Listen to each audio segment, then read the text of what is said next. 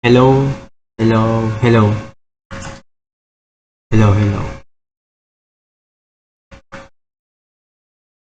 So, good evening, guys. Sa ngayon,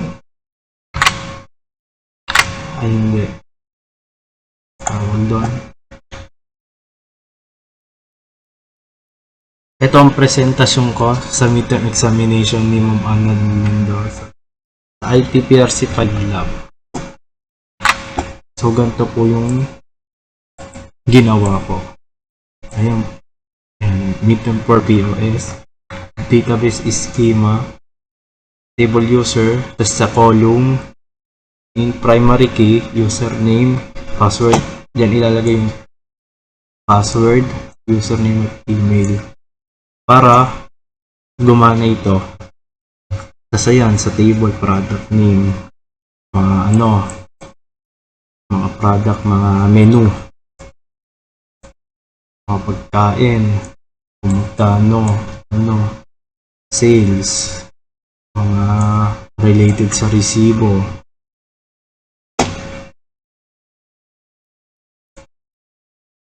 Table employee at table attendance, pati payroll.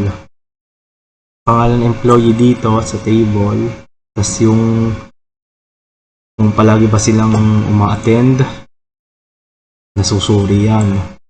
Sa payroll din, dapat mga bayad nila dyan. Kung anong nasira nilang gamit, i-deduct. Tapos, oras ng trabaho nila.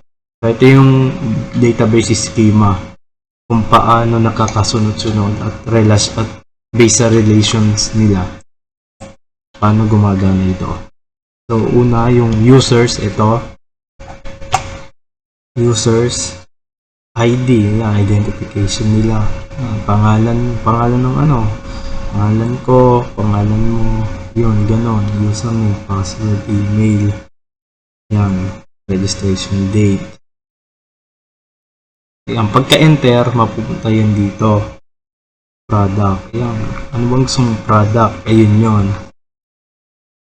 Product name. Ilagay mo dyan. Product name. Price na gusto mo. Kung ilan ba ito? Quantity ilan? At yung itsura neto sa image pa.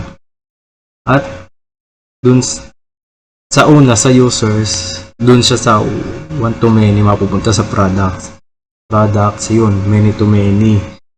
Kasi, ang products at sales ay dun lang sila nagbe-base sa dun. Kaya many to many related yung products at sale, iisa lang sila kumbaga. Kaya many to many. Sa sales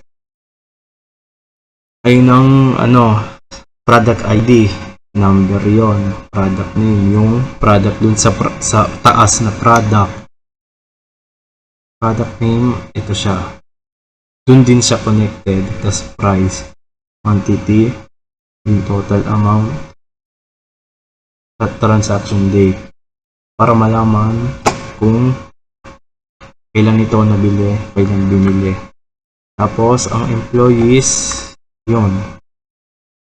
Ang employees connected siya sa users. Yun siya. Tapos, pangalan ng mga employees, empleyado. First name, last name, position. Maraming position. Salary, hire date, kailan natanggap. Ayan. Diyan mapupunta attendance para masuri kung nagpapasok ba ang employee na to. ID, yung date ng pagpasok, check-in, oras ng pagpasok, oras ng pag-alis.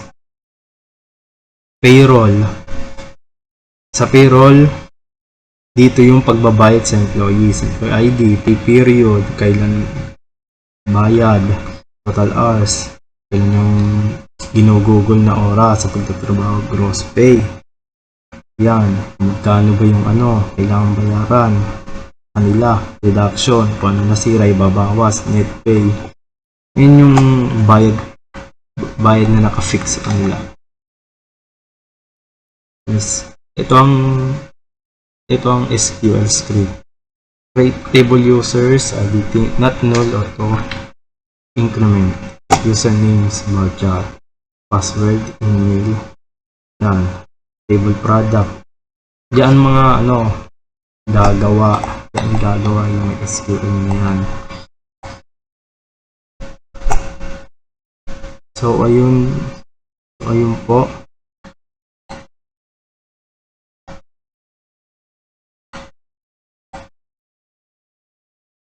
Ayun po yung new term for POS.